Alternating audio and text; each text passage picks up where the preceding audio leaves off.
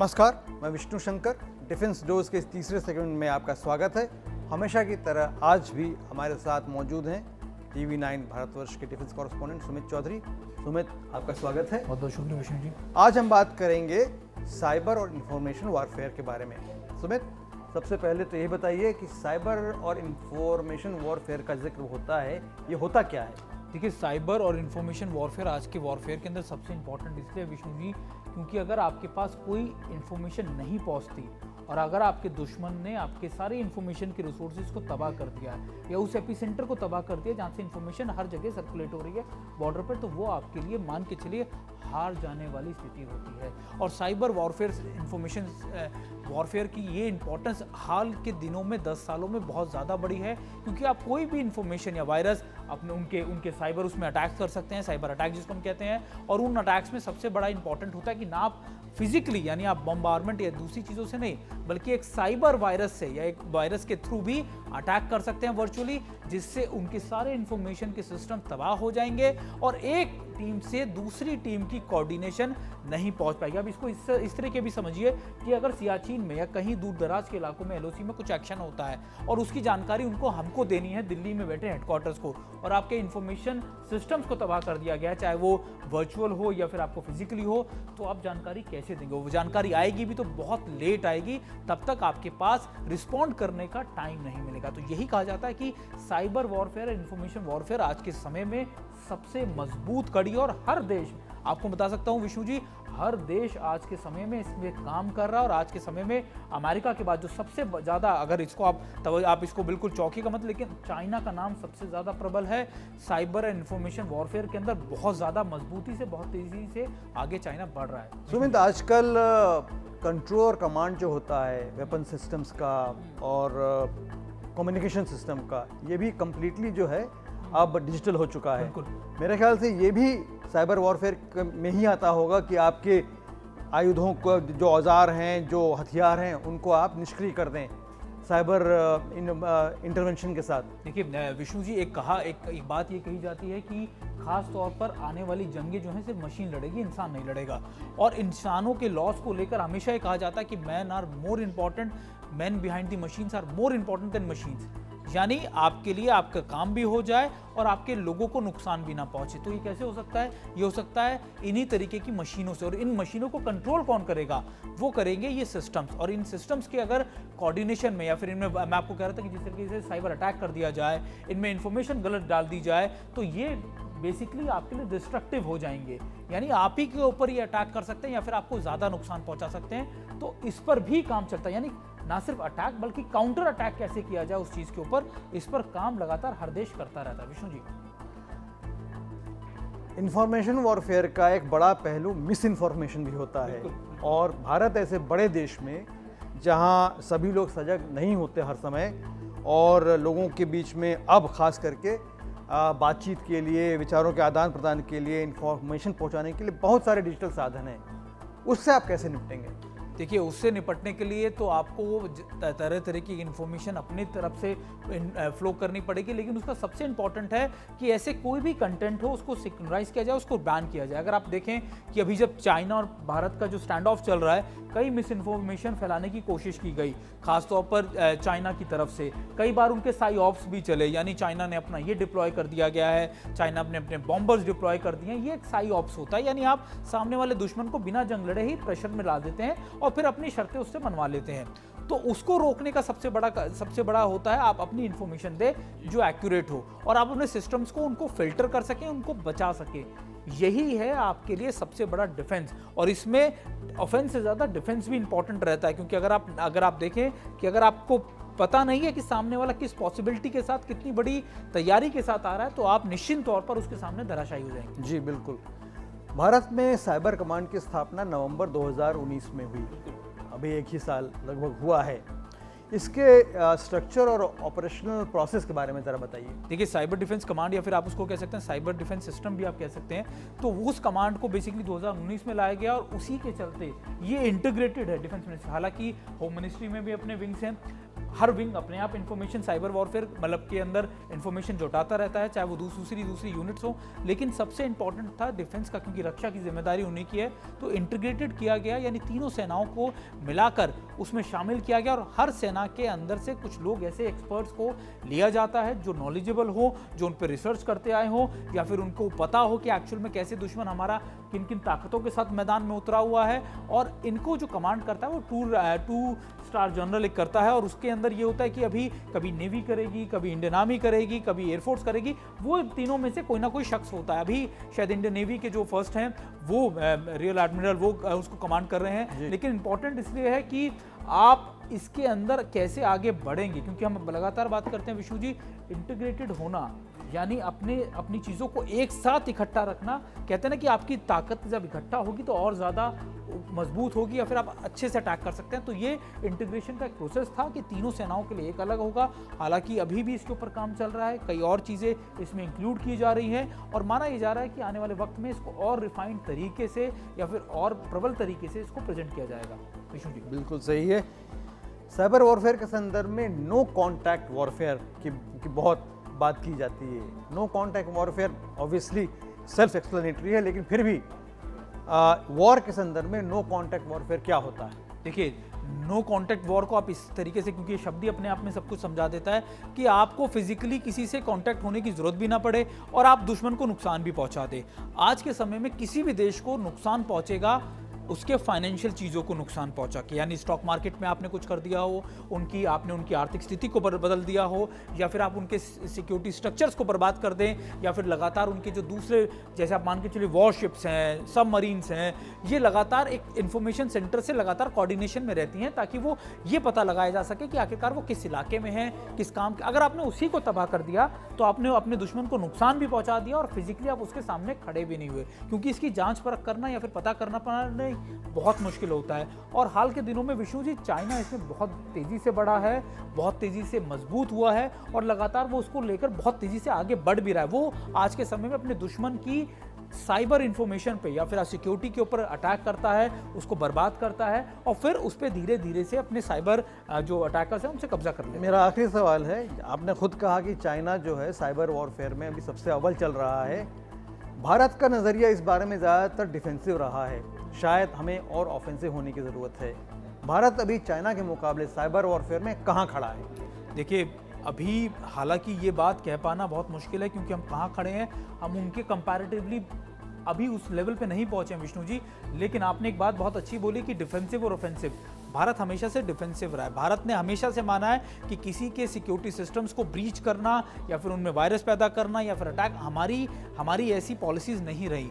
लेकिन ऐसा नहीं है कि हमारे पास वो कैपेबिलिटीज़ नहीं है, वो कैपेबिलिटीज़ हैं, उनको रखा गया है, उनको इस्तेमाल करने की बात मैं नहीं बता सकता, लेकिन उनको रखा गया। और अगर आपने बिल्कुल ठीक कहा कि पिछले कई समय के अंदर चीन की तरफ से लगातार ये चीज़ें बढ़ी भी हैं जी। और चीन की तरफ से माना जाता है कि सबसे बड़ा अटैक चीन की तरफ से, और पिछले साल के कंपैरेटिवली कुछ आंकड़े दिए गए थे जिसमें कहा गया था कि हर महीने 2 अटैक चीन की तरफ से हमारे पास साइबर अटैक्स करते हैं, वो विफल कर दिए जाते हैं। और आपको याद होगा कि कई बार आपने छोटी मोटी खबरें देखी होंगी कि होम मिनिस्ट्री के उनके सिस्टम्स में कुछ आ गया, वायरस आ गया, कभी डिफेंस मिनिस्ट्री, दरअसल वो अटैक करने की कोशिश ही की जाती है। जी विष्णु जी, इस जानकारी के लिए शुक्रिया सुमित। 1965 की जंग को अभी महज 5 साल भी नहीं हुए थे कि पाकिस्तान एक बार फिर भारत के खिलाफ साजिशों में लग गया था। अब पाकिस्तान की उम्मीद थी कि अगर वो जम्मू कश्मीर में सफल नहीं होता तो फिर वेस्ट बंगाल या दूसरे इलाकों के अंदर वो अस्थिरता ला देगा और भारत के लिए मुश्किलें पैदा कर देगा। इसको लेकर इनपुट बहुत लंबे समय से मिलते रहे। बताया गया कि मुक्ति वाहिनी के लोगों को एक पूरा संगठन बन गया पाकिस्तान के खिलाफ, जो इसे हम ईस्टर्न पाकिस्तान या अब बांग्लादेश भी कहते हैं। वहां पर लोगों को मारे जाने लगा, कई लोगों के नरसंहार हुए, लोगों को मार दिया गया, महिलाओं के रेप किए गए, और यहां तक कि लोगों को ह्यूमन ट्रैफिक के अंदर भी शामिल कर दिया गया। इस चीजों के इस प्रमाण बहुत प्रबल तरीके से मिलते रहने लगे। फिर ये सोचा गया कि क्यों ना अब नया पाकिस्तान की जगह नया देश बनाया जाए जहां पर बांग्लादेशी लोग अपने आप को सुरक्षित महसूस कर सके। इसके लिए उस समय प्रधानमंत्री इंदिरा गांधी ने सैम मानेकशॉ जो जनरल थे उनको ये कहा कि आप इसके ऊपर रणनीति तय कीजिए। माना यह जाता है कि 1971 के शुरुआत में ही इंदिरा गांधी अटैक करना चाहती थी और पाकिस्तान के इस हिस्से को, यानी जो इसे हम बांग्लादेश कहते हैं, उसको आज़ाद कराना चाहती थी। सैम मानेकशॉ ने मना कर दिया। उन्होंने कहा कि अभी हमारी सेनाएं तैयार नहीं हैं और अभी ऐसी सिचुएशन अगर पैदा होती है तो नुकसान हमें ज़्यादा होगा पाकिस्तान के कंपैरेटिवली। चीज़ों को और ज़्यादा प्लान किया गया, रिफाइन किया गया, चीज़ों को सपोर्ट करने जाने लगा, यहाँ तक कि मुक्ति वाहिनी को पहली बार सपोर्ट करने की कोशिश पूरी तरीके से कर दी गई। ये पहला ऑपरेशन था जिसको रॉ का सबसे सक्सेसफुल ऑपरेशन भी माना जाता है, क्योंकि रॉ के एजेंट लगातार वहां पर बैठे हुए मुक्ति वाहिनी को सपोर्ट भी कर रहे थे। वो चाहते थे कि मुक्ति वाहिनी या फिर वहां के लोगों की प्रताड़नाएं बंद की जाए जो पाकिस्तान आर्मी वहां पर कर रही थी।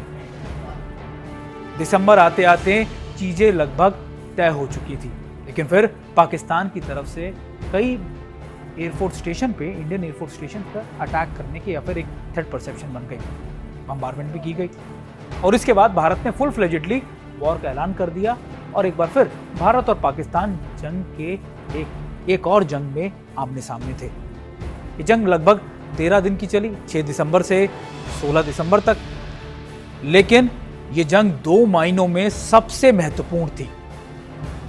माना जाता है कि जिस इंटीग्रेशन को आज इंप्लीमेंट किया गया है उसकी नींव इसी जंग से पड़ी थी। यानी 1971 में पहली बार इंडियन नेवी, आर्मी और एयरफोर्स को एक साथ तालमेल के साथ इस्तेमाल किया गया। ना सिर्फ इंडियन आर्मी ग्राउंड पर थी बल्कि इंडियन एयरफोर्स लगातार कई अटैक कर रही थी पाकिस्तान के इलाकों में और इंडियन नेवी की कई सबमरीन जो हैं वो लगातार हंट पर निकली हुई थी। हंट यानी खोज में कि पाकिस्तान के शिप्स या दूसरी चीजों को तबाह कर दिया जाए।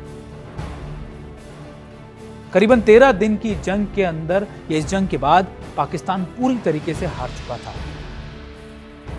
16 दिसंबर को हम विजय दिवस के तौर पर मनाते हैं क्योंकि पाकिस्तान की तरफ से करीबन 93,000 लोगों ने सरेंडर किया। और मान के चलिए दूसरी इंपॉर्टेंट बात यही है, वर्ल्ड वॉर के बाद दूसरा ऐसा मौका था जब इतने ज्यादा लोगों ने सरेंडर किया हो और इसमें पाकिस्तान आर्मी के 80,000 से ज्यादा सैनिक थे और 10 से 15,000 सिविलियंस।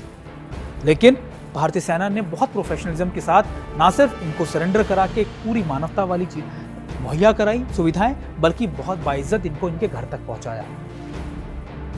इसमें इंटरेस्टिंग ये था कि सैम मानेकशॉ ने पॉलिटिकल विल के सामने अपनी बात रखी और उसको मनवाया। दूसरी इंपॉर्टेंट बात थी कि जब न्याजी के सामने हमारे ऑफिसर पहुंचे तो न्याजी इस बात को लेकर तैयार ही नहीं थे कि वो सरेंडर करेंगे।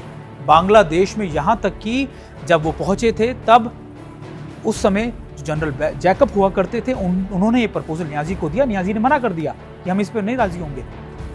तो उनको ये डराया गया कि आपकी सेना के लिए हमारी सेना महज 30 किलोमीटर दूर खड़ी है और हम कभी भी इन इलाकों में, ढाका के इलाकों में जंग का ऐलान कर सकते हैं या फिर घुसपैठ कर लेंगे।